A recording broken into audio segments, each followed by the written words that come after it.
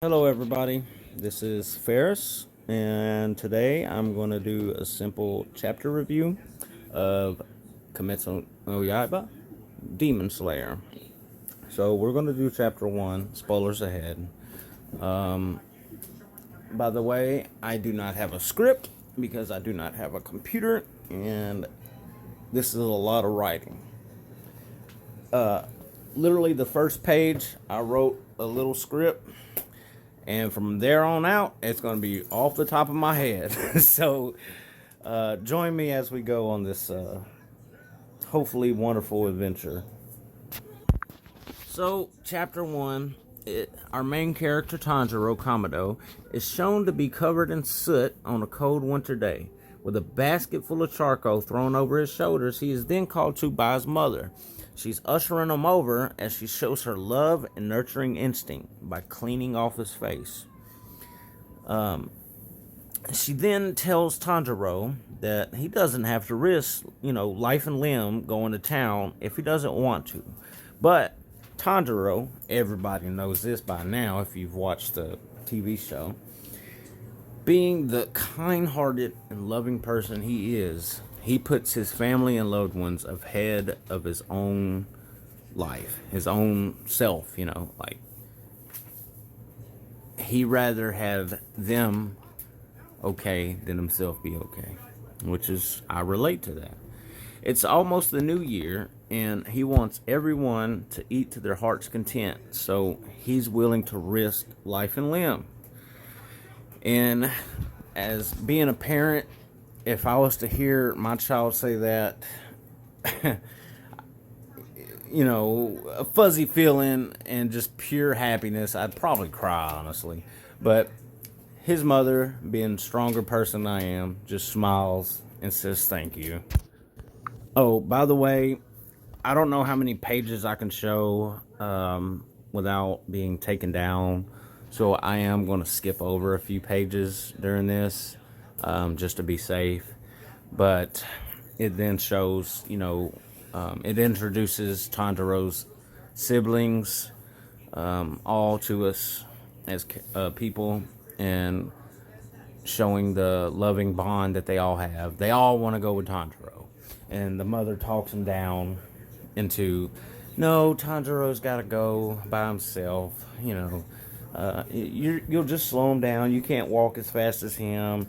And besides, I know your trick. You'll walk a little bit, and then you'll just say, Tanjiro, can you pull us in the cart? But anyway, it shows Tanjiro going to the town. He's contemplating things, whatever. Thus, times where happiness is broken, there is always a scent of blood. Remember that line for later. But anyway, he gets to town, and he's greeting everyone. Well, isn't if it isn't Tanjiro-chan? The whole place knows him. If you lived in a little town with only about 50 people, you would probably know everybody too. But everybody in town knows him. I'm not saying that's how many people there is. It just seems like a very small town. Anyways, he gets there, and someone is running up to him, battered, bleeding, nose broken, whatever. Tanjiro, can you please take a look at these dishes and tell me who broke them? They think I did it, but I know I didn't. I didn't do it. Please tell them. Tanjiro has this immensely insane sense of smell, and everyone here knows that. So, using that to his advantage, they, and taking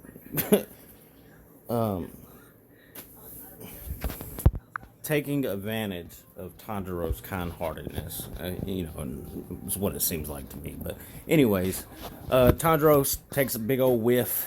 I don't think anyone farted, but he smells it's a cat. A cat broke these dishes. So, gets the dude off. And then, after he sells his charcoal, whatever, Tanjiro's seen heading back. It's getting dark. He's stopped by this guy. Hey, Tanjiro, are you going home? It's getting dark, man. You really shouldn't be out there. Please, just come in for the night. Tanjiro's like, nah, I'll be alright. I'll make it. And the old man isn't having it. He's like, you stop right now, get in this house. Which, kind of sus if you ask me. But anyways, Tanjiro decides, alright, just to make him feel better, I'll stop. I'll rest. The guy then tells him about demons. He explains demons. They appear at night, they eat humans. Sunlight hurts them, so it's really dangerous at night. And Tanjiro remembers that his grandmother said the same thing. He then, times when our happiness is broken, always have the scent of blood. As he says this, he's getting closer to his house, and he can smell blood. He runs home. He gets there, and what has to be one of the most devastating thoughts to in real life experience is just, it happens. You get home and you see two of the closest people in your life outside, bloody, in a pile of blood, just a pool of blood, just blood everywhere. He runs up, checks on them, looks in the house, and the same thing. Just all of his loved ones dead, laying there. His mother, his little sister Hanako, his brother Takio, his brother Shigeru, Nezuko, and Rokuta. They're all just dead. And shown to find his sister Nezuko. She's breathing, barely. So he decides to take her into town. He's running into town. Daylight's coming, or it's already there. This is one part I didn't really get because it's daytime. But we'll give into the fact that it is snowing. Snow tends to be very cloudy. And he's in a forest. He's got to run through a forest to get to the town. So there is a bunch of shade in the clouds and everything. But anyways, spoiler alert, his sister transforms from a human into a demon while she's riding on his back, and the stumble and fumble of it all makes him slip, and he falls off of a cliff and only survives thanks to the big pile of snow. And he sees his sister Nezuko standing there menacingly. She then tries to attack him, and he's just hearing about that story of demons, he's like, oh, she's a demon. But no, she's still my sister. That's honestly what I would do, what I would feel like. That would be a hard decision, or completely hard to look at my sibling as something other than themselves, But anyway, she attacks him. He stops her with the shaft of the axe. Shaft. Shaft. But he concludes that Nezuko didn't kill his family or anything. And he blames himself. If he wasn't at that house, he could have been there to defend his family. But this is why I say that choice right there, going into town and staying the night, was probably the best decision and the worst decision he could have ever made in his entire life. The best because now he's alive. And I don't want to spoil the ending, but, it was the best decision he could have did, because it leads him to what he then becomes, a demon slayer. He then trains, gets stronger. Now he actually has the means to defend people and save people.